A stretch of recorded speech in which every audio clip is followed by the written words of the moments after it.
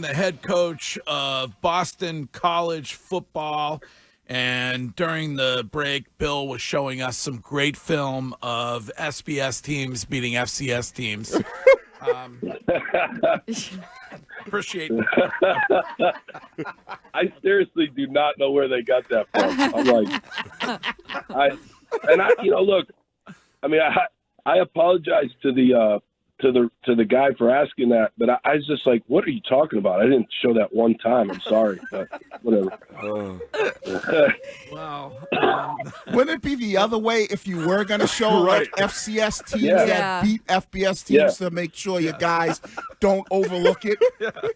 Yeah, like, by the way, like, my thing is, too, and like I said, I really believe this. Like, I really don't know the difference. Like, in today's college football league, you got FBS, FCS, NCIS, CIA, whatever. Yep. Like, I don't know what they're talking about. These teams are all we play good teams every week. So we got to get ready to go. Well, you got a good team this week on the road Saturday against the number 6 Tigers.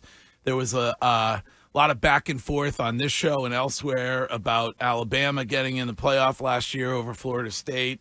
But we do sit here week 3 or whatever, and 6 of the top 7 teams are SEC teams. Is that conference that much better than the rest of college football, Bill? I think the SEC is a great conference. I coached in the SEC. You would probably say it would be tough to argue to say that the SEC is not the best conference. But I got to tell you guys, like, the ACC and having coached also in the Big Ten, I mean, there's a lot of good teams in these conferences, right? So, like, I think at the end of the day, you got to let it play out year in and year out. It's good that it's a 12-team playoff now. So, we'll see what happens at the end of the year for, some of these teams. But, like, I just think that the ACC, it's a good conference. We have a lot of teams in this conference that are good teams. Bill, you look at this test for you guys up next. Mizzou's coming off back-to-back shutout wins. Is your offense, do they feel ready? Do you feel like Castellanos is prepared to take on, especially a pass defense that Mizzou has? I think so. I mean, I think we've had a good week of practice. This is definitely the best team we've played here at BC, and, before even I got here. This is a good football team. I mean, these guys definitely deserve to be in the top 10.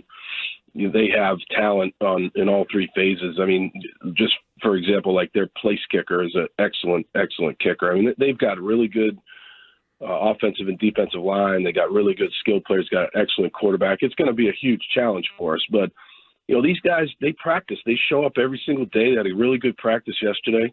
We got to have a good one today. We got to have a really sharp practice. It's a Thursday, which is kind of like a Friday in the pros. So we got to have a really good practice today, and then we'll see what happens. I think Tommy's ready, but it has to play out on the field on Saturday. After what we heard during Courtney's lead, I don't want to ask you to look ahead on the field wise to next week, but yesterday being September 11th, how meaningful is that red bandana game tradition for Boston College, Bill?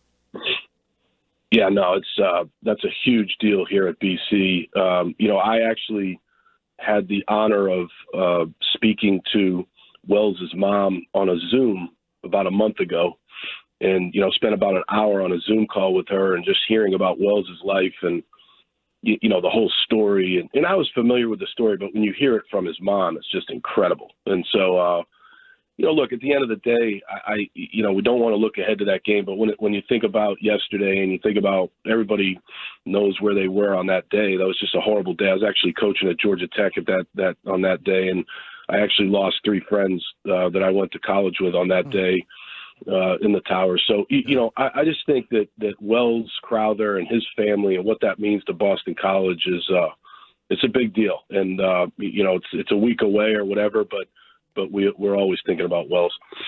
Bill, when you look at this game, a very, very good team, but this is a great test, especially for your team. And I think the biggest thing what you guys are going to have to show when you think about, any football game is up front. How do you feel about your team up front, both sides of the football? I know your defense has done a great job, and you guys have the ability to run the football, and that's what you look like you're really doing. How important is it that you're getting the message through to those guys that it's going to be a great test, but this game is going to be won up front, both sides of the football? Yeah, that's a huge message this week.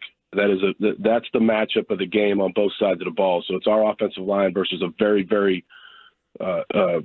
well-coached veteran defensive line in Missouri. Some transfers. They've got a defensive tackle transfer from Florida, who's an excellent player. Got two defensive ends that are really good. It's a great matchup for us. We got Trapillo and Bowery at tackle. Those guys have to bring their best game on Saturday. And then defensively, their offensive line week is very, very athletic. They run the outside zone kind of like Denver used to run it, where they kind of bucket and run. And so it's going to be a big, big challenge for us. The quarterback, Brady Cook, is a really good player. He's a good passer. He's very athletic. He can run. So we got to try to keep him in the pocket. And look, it'll always be that way for BC. We've got to win games up front. I think that's the way this program has to be constructed. So, it's a big challenge for those guys this week.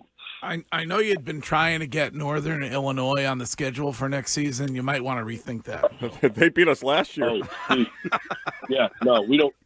Yeah, no, we do not want anything to do with Northern Illinois right now. I can promise you that.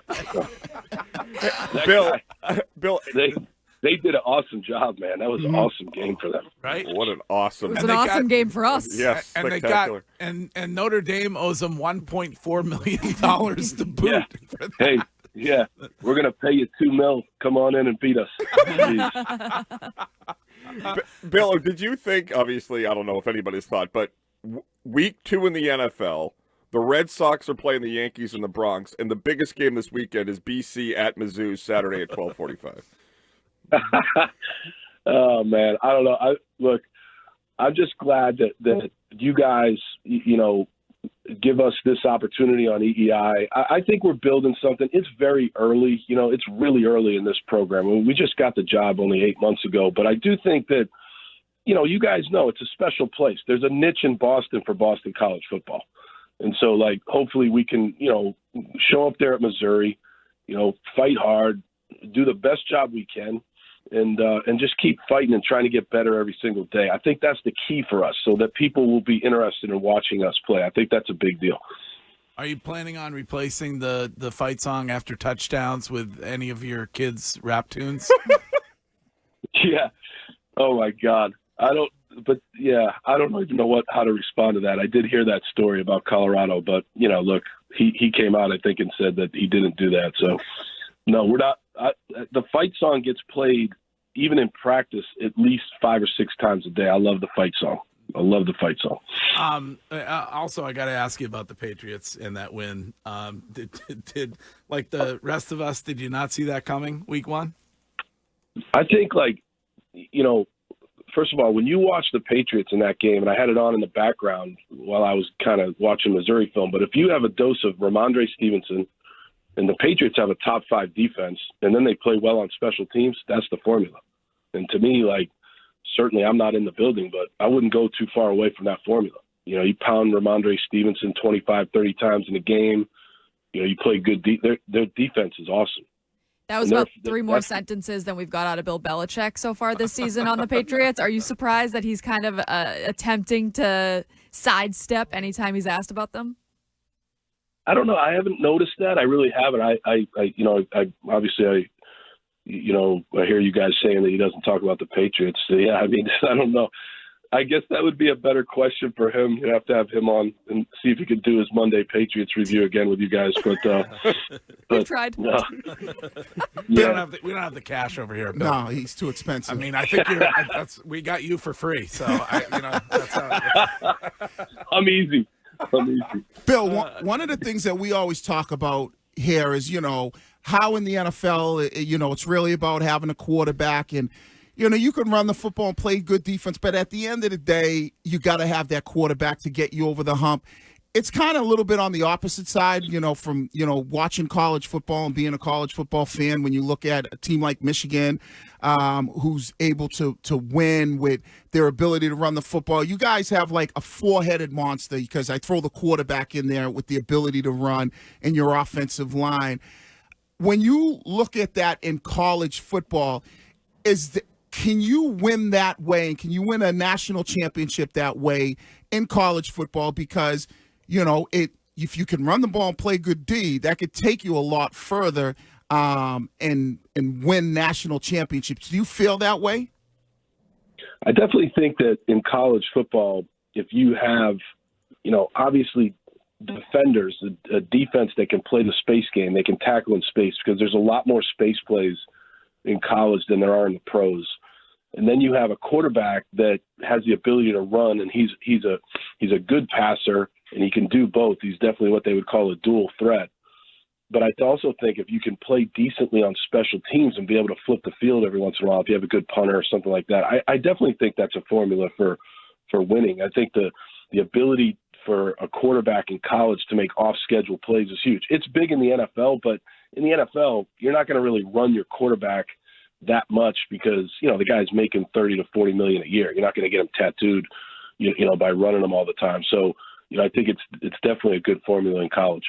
All right. Well, big one Saturday. Bill O'Brien, we will talk to you next week. Go get him. Thanks for taking the time this morning. Thank you, guys. I appreciate you having me on. Thank you. All right. There he is. Head coach, Boston College, Bill O'Brien.